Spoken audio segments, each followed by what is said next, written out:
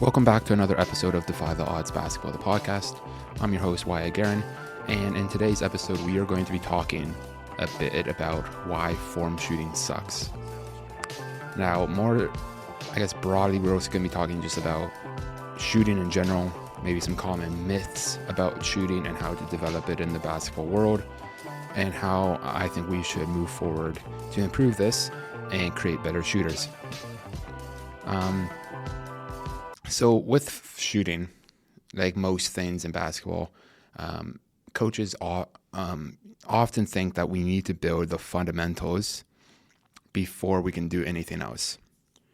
And I think this actually holds athletes back when we limit them to only doing the simple things, aka like the building blocks, the fundamentals. And I think even fundamentals in general has such a bad definition behind it. Like if you ask 5 different coaches, they're all going to give you different definitions of what the fundamentals are.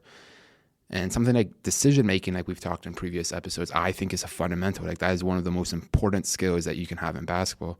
And we've talked about how you can have all the skills in the world, the shooting, the passing, the finishing, the dribbling. But if you don't have the decision making factor, you're utterly useless on the court. And that's why you see these skilled players never find playing time on these high level teams. And the other thing with fundamentals is when we say this, like, oh, you need to start them here before they can do anything else. When we say this, we are underestimating the player and the athlete's ability to think, learn, and perform. I don't think we give enough credit to the brain and how it works in these scenarios. I think we severely underestimate it and what it can do. I think we start diving into the science, like how we learn to move, and how we learn in general. I think this is, again, an outdated idea that we need to use the fundamentals before anything else. And now I'm not saying let's, start kids in a 3v3 small-sided game from the 3-point line with a men's-sized ball on a 10-foot hoop. But even a drill I saw Alex Sarama from Transforming Basketball do is like, it's like wide open layups, but the defense starts at like half court, offense starts at the 3-point line. So now they're working on dribbling, staying with defense chasing after them, finishing with pressure. It might not be, a chase down block because they're like 10, but it's building that idea of, I'm never going to be isolated in a game. And sometimes like I'll post on like social media, like weird drills, I see the same stuff posted by these, more modern coaches that they post weird, drills and then coaches are like, when are they going to do this in a game? Well, I could use the same logic of when are they going to shoot 5 feet away from the net with like a form shot? When are they going to shoot 10 shots in the corner the same time every time, right? When are they going to go down the court and do between the leg, one dribble, between the leg, one dribble, between the leg, one? We could go on and on about, and like, 5-on-0 shell drill, passing line, suicide. When are they going to do that in a game, right? So it's the same exact thing. The way I see it is, sometimes we might over-exaggerate the skill to make it easier on the player. So I'll give you an example.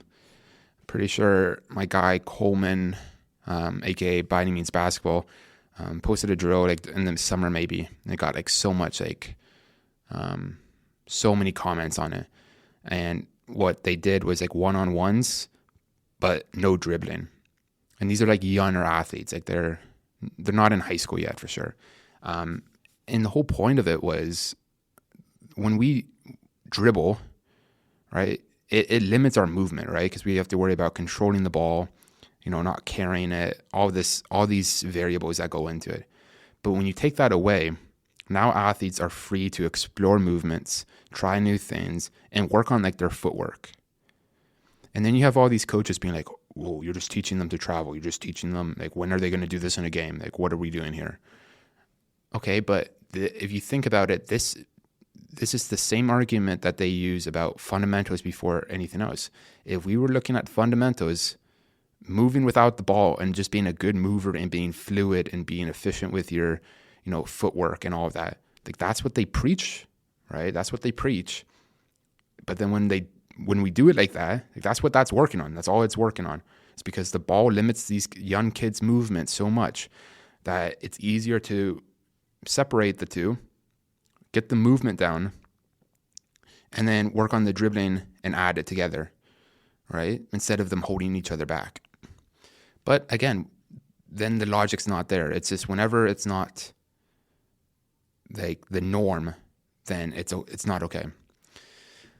And, I think the same goes for form shooting. I think it's overrated, especially because they're keeping these skills uncoupled. And what I mean by that is there's this thing called perception action coupling. And what that is, it's basically everything we do in basketball. It's like the decision making. So there's the perception, so like what's happening. And then based on that, we decide to act, right? So this is coupled, right? Like, this is paired together. And this is an important thing when it comes to skills and decision making. It's basically, why are you doing something, right? You perceive something and decide to act on it. And this is, again, back to why players struggle on it, because it's not in training, right? This is uncoupled in training, because athletes are, coaches are having athletes practice without reference, without representation, and the variables that go into a game. And I think this severely hurts players, and I think it holds players' development back. And an example of this is, I thought about this, is I feel like growing up and like in school in general, kids struggle with tests specifically, right? And I wonder if, again, uncoupled, right? When we practice our math, it's, in a nice environment, right? We can talk to other people. We can ask questions. There's no pressure on the line, right? If you don't finish in time, you still go for recess. But in a test, there's now things on the line, right? There's variables, right? Like pressure, time limit. So, practicing, like have practice tests, get kids prepared for this feeling, how to handle it, how to deal with it, how to, take tests more efficiently. So I think that's a good example of kind of how uncoupled things in the real world work, right? And I have a lot more examples of like the in school, but I thought that was one good for like the keeping things coupled and like the perception action that we talked about. So before we get a bit more back into the form sheet, I want to talk about this study that just recently came out. And again, my guy Coleman went over it by Any Means Basketball. So I'll link the study and the video for that in the description. We're not going to get too much into it. I kind of want to go over some of the general ideas, though, from it. So basically, the study, they took a certain amount of players and they tested them in like 5-6 different types of shots. And they did X amount of shots with out defense and X amount of shots with like a defender. And the whole idea of the study was to see about, the benefits of one-on-one shooting training. So when we looked at all of the shots broken down and the difference, I think it won't be a surprise when I say the shots that were taken with the one-on-one, the percentage of those makes went down significantly compared to on-air shooting. Again, not surprising. We see this in games as well, right? You shoot 80% in practice and only 20% in games. The other fascinating thing too was like the variables. So like jump height, arc, speed of the shot. Now these all changed based on what shot it was. So it might be a pull-up or off the catch or something. But depending on what the shot was, these variables are changing. So arc height might be going up or down. Jump height might be going up. The speed of the shot might be going up. The release point might be changing. They were all the time changing. And this shows like adaptability is a thing, right? When you have defense, right? You know, your shot needs to change. You can't shoot the same shot every time. It's impossible. If you shoot the same shot you do on a 3 in a mid-range pull-up, you're probably going to get blocked on the mid-range pull-up, right? You watch Devin Booker shoot. He shoots a low release from 3 and like a super high release from mid-range. So adaptability is a thing. And even when they asked, like they interviewed all the players after and they asked like how that felt or how it went. And the players were like almost upset. Like they said it felt weird, right? Like it was annoying. Like one person said like it was annoying that they couldn't take their time. Now I felt like that one was like really like, wow. A basketball player is saying it was annoying because I didn't have time to get my shot off. And to me, I'm not saying that's, on the player. I'm saying I would want to see and want to know more about how they have been coached in the past and what their practices and training looked like. Because basketball, you don't get privileges like that getting to take your time with shots. It's a chaotic, fast game like we've talked about. And I think that's a look into the fundamentals. You gotta be able to hit this many shots in a row. That doesn't mean you're gonna, however many shots you can hit in a row from one spot does not mean you're gonna shoot well in a game. Being able to shoot 80% in practice does not mean you're gonna be able to shoot that in a game, right? Those are outdated beliefs, and if you're shooting that well, it's because it's not hard enough for you then. I don't know why in the basketball world, we think we don't need to be challenged, right? Like I feel like most other things in the world, we're always pushing, right? We're always trying to, push ourselves to be better. How is shooting the same percentage shots every day getting better? In my mind, that's just maintaining.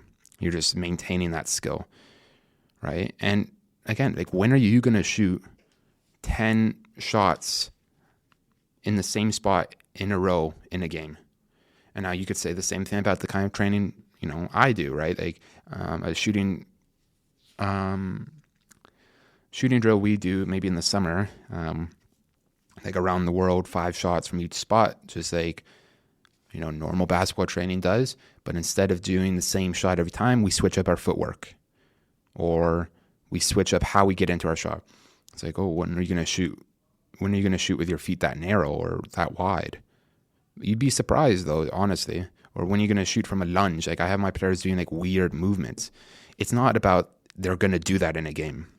It's about the ability to self-organize and adapt, right? Find ways to get that shot off, right? So they might not shoot from a lunge, but they might shoot, in a weird momentum, kind of weird position with one foot staggered, right? So it's just about training that adaptability. And again, right? So it could go both ways, right? But again, from this study, I think what we can agree on is when you add defense, it forces these variables to change, right? It forces you to adapt. It forces you to change. And that's why, no player shoots the same way, right? You watch a game, no player shoots the exact same way every time. Even if you put motion trackers on, no player shoots the exact, like degrees, like decimals to this same shot. And this is because of something called repetition without repetition. And there's a famous study on this from, I don't know when, but like a while ago. Nicholas Bernstein. So he was like a scientist in Russia. I want to say like the 1800s, maybe early 1900s, but that doesn't matter. And he was studying,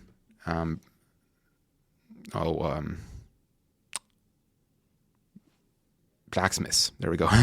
And the difference between novices and experts, to see the difference and to use that data to, help the novices and see what makes the, experts so expert at, I think the task was like hammering something over and over and over and over.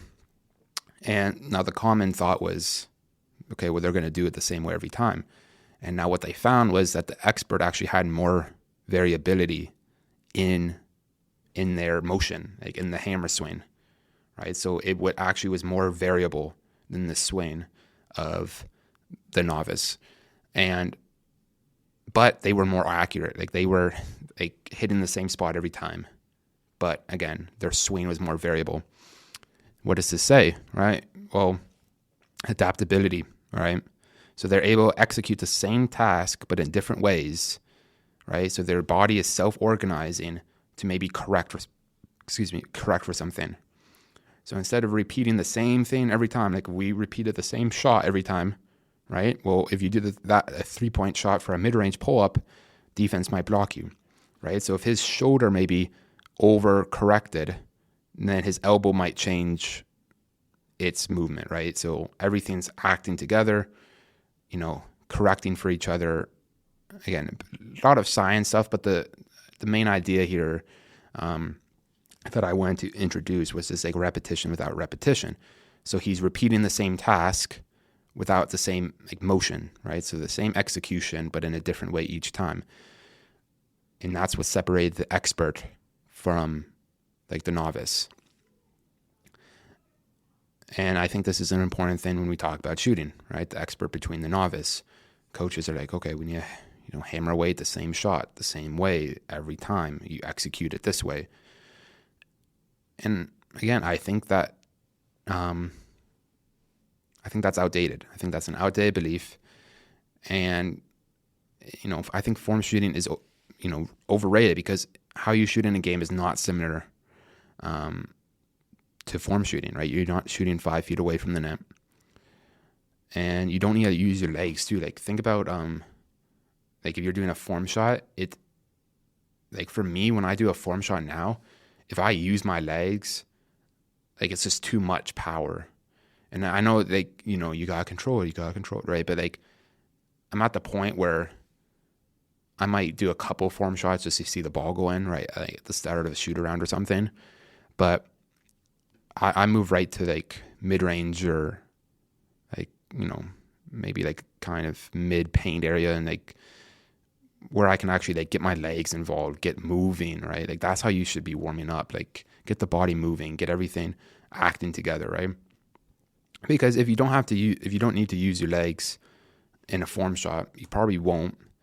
And if you do still decide to use your legs, maybe it's going to mess something else up, right?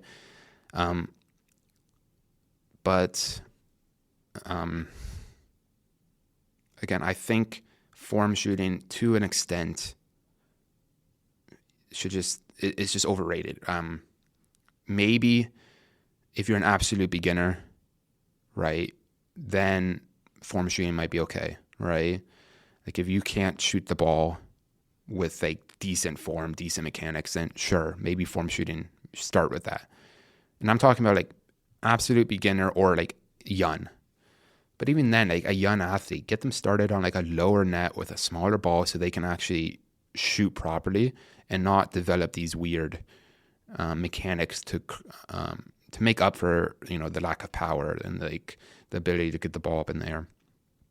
But even with beginners and young athletes, we need to not get so stuck on form shooting. And I think sooner rather than later, we need to move away from form shooting and get further away from the basket. Let these athletes self-organize and find what works for them.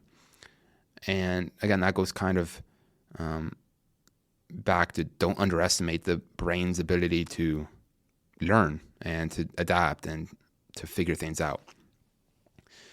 And other times that might be okay before or to do form shooting is maybe if you're making a tweak to your shot. But I would say be careful with how much you do this. I feel like athletes think that they need to tweak their shot when they don't, right? And the only other time, this might be the best time to use for form shooting, is before a game. And this is because we want to build psychological momentum. So in one of our last episodes, we talked about confidence and short-term versus long-term confidence. And you're like, oh, this is short-term confidence. But this is like that quick hit of short-term confidence that we need before going into a game. That's why it's psychological momentum. You're building up that kind of momentum psychologically to get ready for the game. Now, don't spend the whole warm-up doing form shooting, but maybe a couple of form shots to see the ball go in, right? So I would say that's probably the best spot to do it. But again, we talked about how form shots aren't representative of the game. So why not? And so what I usually do is I classify the normal form shooting as psychological momentum. And I say form shooting is at least from the mid-range, because at least in the mid-range, we are shooting with like our normal form, right? Everything's acting together. We're not like only using our upper body because it's too close to the net. We are using everything, right? And this is form shooting, right? We're shooting with our actual form, hence the name, and we're getting a bit more representative of the game. So this is where, if you need to work on your form, I would suggest at least from the mid-range. I even I think a good way to work on it too is even from like the 3-point line or further, because one of the common things athletes struggle with is energy transfer and getting everything and working together. And now what's a good way to do that? Make them shoot from further, right? This is a constraint, right? Distance, right? Well, now they have to figure out how to get a better energy transfer to be able to get that shot to the net, right? Now, obviously, if they start developing weird habits of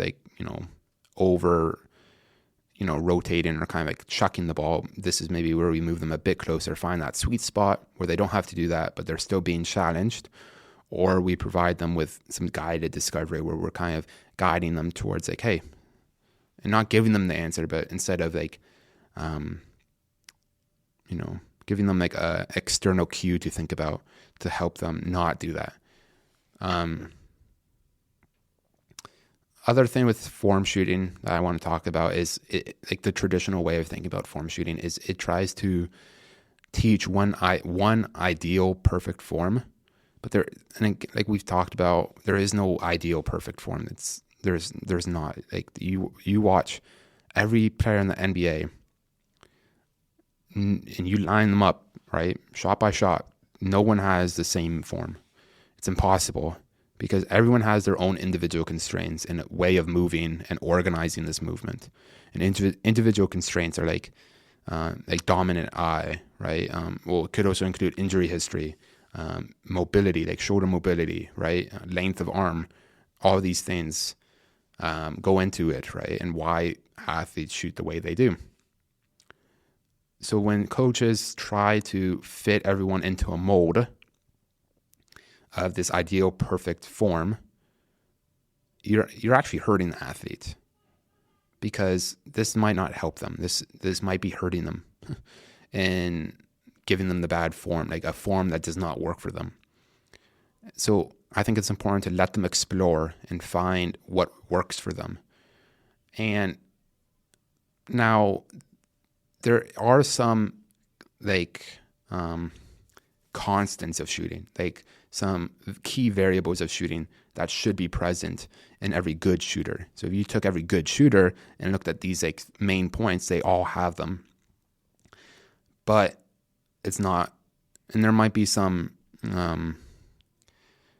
mechanics and technique behind why this happens, but I would strive away from teaching the mechanics and technique and try to teach these constants that I'm about to introduce you to, and use that, and athletes will develop these techniques and mechanics if you just help them discover these constants. So the constants I'm talking about are, we want our shot straight, right? So we're shooting straight. We're not missing left or right.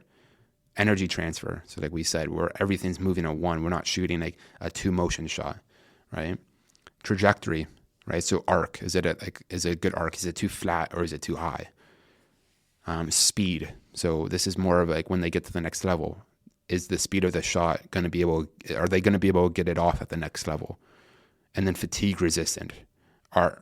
Is it going to hold up if they get tired, right? So I think these are some main ideas, right? And if you just keep their mind external focused, so you're not telling them, okay, keep your elbow tucked in, right? Do this. This is going to hurt athletes. Coaches don't think this hurts them, and they think, oh, I'm going to tell them like all the secret sauce here, right? No. When athletes get these external cues, right, they actually start to lock up because they're thinking about it. So now they're going to become more rigid and stiff moving. So instead, like a cue I would use for energy transfer, well, a drill, like I don't even say anything. A drill is like they have the ball in their hands, they touch the ball to the ground, and as the ball goes down to the ground, everything drops with it. So they're like bending their knees, and then they go straight up into their shot. So super exaggerated, but it, again, over-exaggerates this feeling of energy transfer, and helps them guide. It helps guide them in that, helps just guide them, right? So they find things that work for them. It's an over-exaggeration, but they will overshoot. Like they get so much more energy from it. And it's just helping them develop that feeling, that ability. And then once they go back to kind of shooting normally, that energy transfer will be there. Not, of course, not as exaggerated. That we don't want it that exaggerated, but they are getting a better idea of how to keep everything moving together. And you could use cues like trajectory with arc. I'm like, okay, think about shooting the ball to the sky here, right? If I need more arc. Again, they're not going to shoot like that every time, but again, we're just trying to get the arc a bit more increase from their normal trajectory. So if you guide them like this and use that kind of self-discovery, guided discovery way of helping them find or develop these ideas, like the straight energy transfer, trajectory, speed, fatigue resistant, they will start developing the mechanics and the techniques that go into all of this, right? So straight, well, how are they going to figure that out? Okay, well, probably the snap of the wrist, right? But if they develop it on their own, then it's going to stick for longer, right? Coaches try and give the fix right away, and then it looks really good at the end of practice. Then it's gone the next time they see them because it was a bunch of like short-term bandages kind of patched onto like the leaks of the boat, right? When athletes develop it themselves and discover it themselves, it sticks longer, right? This is implicit learning where they're learning themselves basically. And we're just there as coaches to guide them. And I mean, before we kind of wrap it up here, I want to kind of relate this to one of my experiences with shooting. And so going into grade 9, so it was like the end of grade 8, going into grade 9, it was COVID. So couldn't really play basketball, but I had a basketball net at my house. So I was out there every day practicing, and over that time, I think Steph Curry's masterclass was pretty new, like recently just came out. So I signed up. I'm like, oh my God, Steph Curry, my favorite player, best shooter of all time. I'm going to do his masterclass. I'm going to be the best shooter ever. Now, I turned out to be a pretty good shooter in my area, but I don't know, like recently, like sometimes I go through my camera roll and to clear some space, and I see sometimes my old videos of my shot progression. So I would video my shot to see how I was doing, because Steph Curry's masterclass was very, okay, keep your elbow in. This is how your feet should be. And, that's what I was trying to do. Like I was trying to recreate his shot basically. And, when if you saw those videos, and I don't know if it's just because when you see yourself, like you hear yourself talk, you see yourself do something, it's like it always looks weirder. When I think this was a bit worse than usual because, like I see myself shoot today, like last season, it's like, oh, okay, it's not as bad, like not horrible. It still feels weird seeing yourself do something. But when I saw myself shoot like that, like 5 years ago, it just looked awful. Like it looked stiff and rigid and just uncomfortable. And it changed so much. Like a couple videos from the last one to be like different. And like different. Like it was always pretty different. And it was never like great. Like I ended up, becoming a good shooter. How?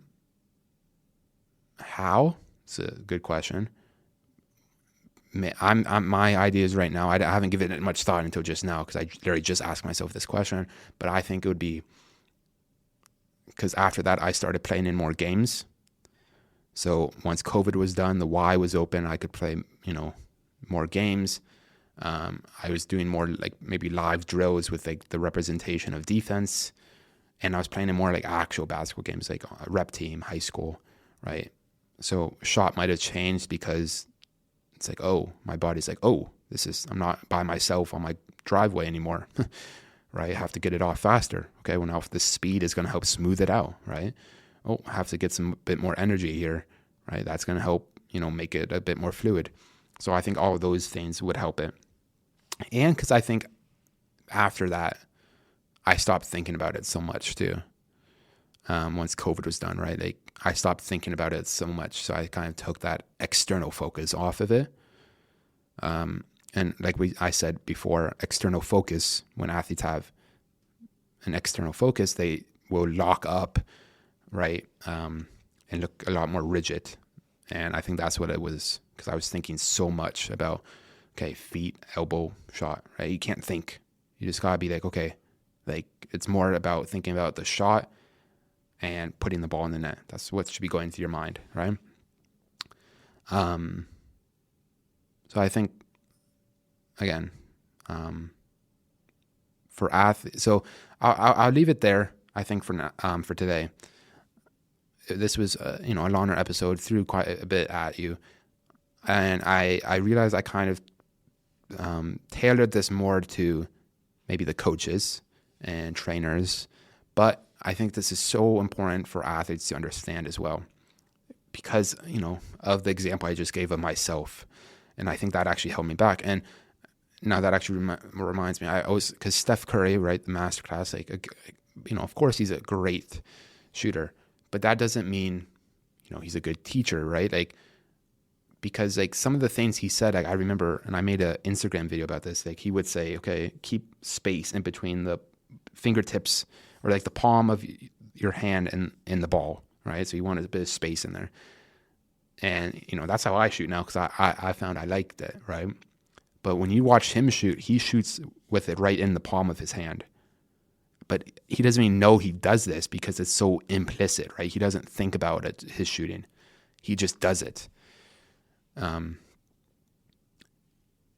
again, just because you're good at something doesn't mean you can coach, right? Like just because I'm in university I took university physics doesn't mean I can teach grade 12 physics. And I'm going to get into a bit more about that and with coaching specifically in a future episode. But again, with like these master classes, and it makes you think. It made me think so much about these little things, right? And again, that can hurt your shot. So back to what players can get from this. I want you to think moving forward. I want you to think less. I want you to think less, okay? I want you to maybe focus more on these, constants, the straightness of your shot, the energy transfer, the trajectory, the speed, the fatigue resistance, and stop focusing so much on form shooting. And if you want to get warmed up before, one of my favorite ways now to warm up before like a shooting workout, or just even like just a shoot around or a basketball workout in general, is to go in, and I might start a bit closer, but to shoot like different shots. Like I might shoot like a pull up and then like a fadeaway, and then going for like a layup, but I'm moving. I'm getting like the body moving. One, it's more efficient because with shooting, you're just warming up like just shot mechanics. You're not getting the legs going. You're not getting like the blood flowing. And it's fun. Like I'm just going in there and just like having fun, trying different things and taking so much like the pressure off of, like making it and missing it. And I'm just, that's, I think, a good way to warm up. If you do want to warm up form shooting, I would suggest at least going out to the mid-range, right? You don't need psychological momentum, like the close form shooting for a workout, right? Workouts shouldn't be, I don't think workouts should be reward. Like you should be challenging yourself and pushing yourself. So building this psychological momentum, seeing the shot go in 10 times in a row, I think might be setting false expectations for the workout, because then you go and challenge yourself and then you get mad when you miss and stuff because you're creating this false sense of reality that you should be making everything. And again, media does that too with you should be making this many shots during practice, whatever. It's just stupid. So I do think I want athletes to take away from this, like, be more aware of your warm-ups with like the form shooting and stuff. And again, if you want to do some form shooting, do actual form shooting where you have to use your form, and start training with more defense, more representation of the game.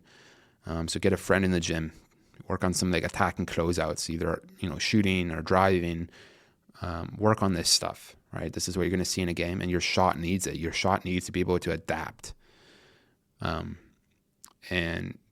be able to withstand these pressures and these variables. And if you want to work on your shot and you're by yourself, again, focus on the straight, the energy transfer, the trajectory, the speed, the fatigue resistance, all of this. And for coaches, I challenge you to try to incorporate some of these ideas, right? So, incorporate the adding some defense, incorporate, less form shooting, incorporate some training more of these constants, or even, less internal feedback and more external external cues, right? So you're giving the athlete something to think about that's not about their body. Thanks for tuning in to another episode of Defy the Odds Basketball, the podcast. If you do enjoy these episodes, please make sure to give the podcast a follow, leave a rating, and drop a comment on any ideas that you want me to go over in future episodes. And if you do like this type of content and want to see more like it, then make sure to follow us on Instagram and YouTube at Defy the Odds Basketball. Your support means a lot. See you in the next episode.